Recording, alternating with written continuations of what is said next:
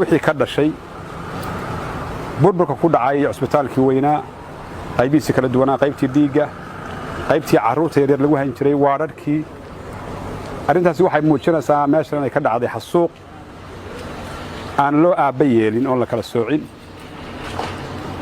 wax lala yaaba ah siyaasiyiinta isku dayaya inay kala saaraan musabbixii iyo xukuumaddiisa iyo talaxumayaasha ku hareeraysan iyo waxaanay ugu yeedhayaan ciidanka qaranka oo dadka deegaamadani ay u yaqaanaan cadow ku soo duulay isuna beddelay hadda ciidan beeleed waxa meeshan ka dhacay waxay muujinaysaa in lagu talagalay in aan dadka deegaamadan iyo deegaamada lagaga soo duulay aad mooddo inaanay dib dambe wax dhex mari doona aanay jirin wax wada lahaansho siyaasad iska baddaa hadalkeeda taasi way dhimatay xitaa isdhexgal iyo isdhexmar mustaqbalka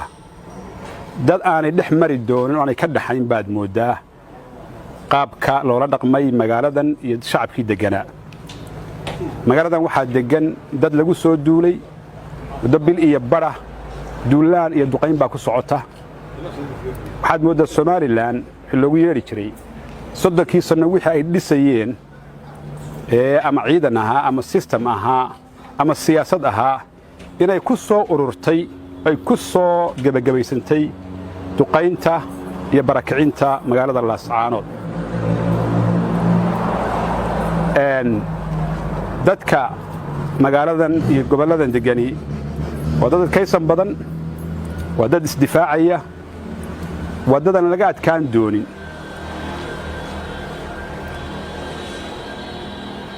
caqliga saliimka wuxuu keenayaa wax kastoo ku dhacay dadkan iyo dhib kastoo ku dhacay dhimashiya dhaawac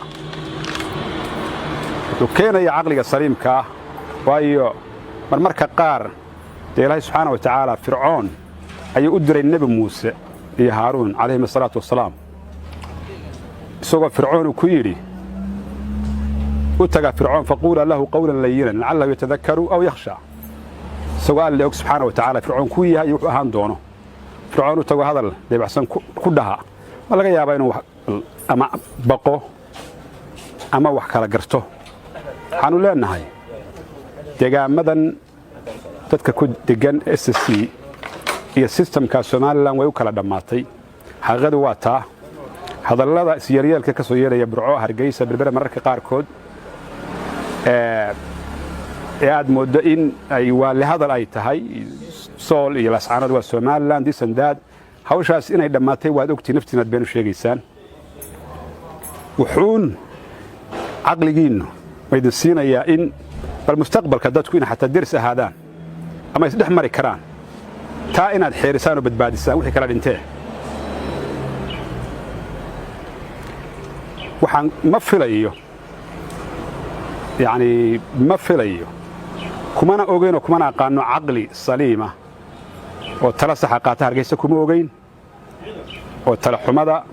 iyo dhibka maanta ka taaganba waa caqliga meesha ka soo fushay waxa weeye waa hargeysa iyo madaxa u sarreeya laakiin waxaa imanaysa maalin taladaa xumi ay ku soo oodanto horena goobjoog baan ugu ahayn wax badan waanu aragnay tala xumo noocaas oo kale ah tala diid madax taag soo oodmay markaa dhushay ka tidhi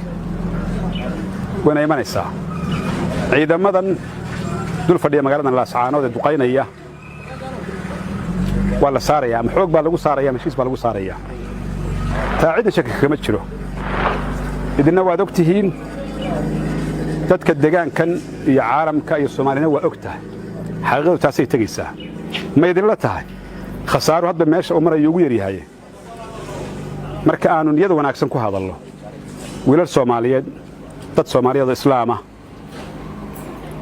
isku dhibashadoodu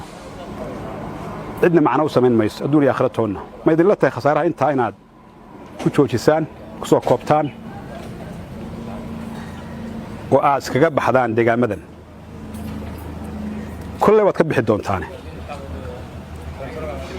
waxaan runtii aad iyo aad ii soo jiitay adkaysanka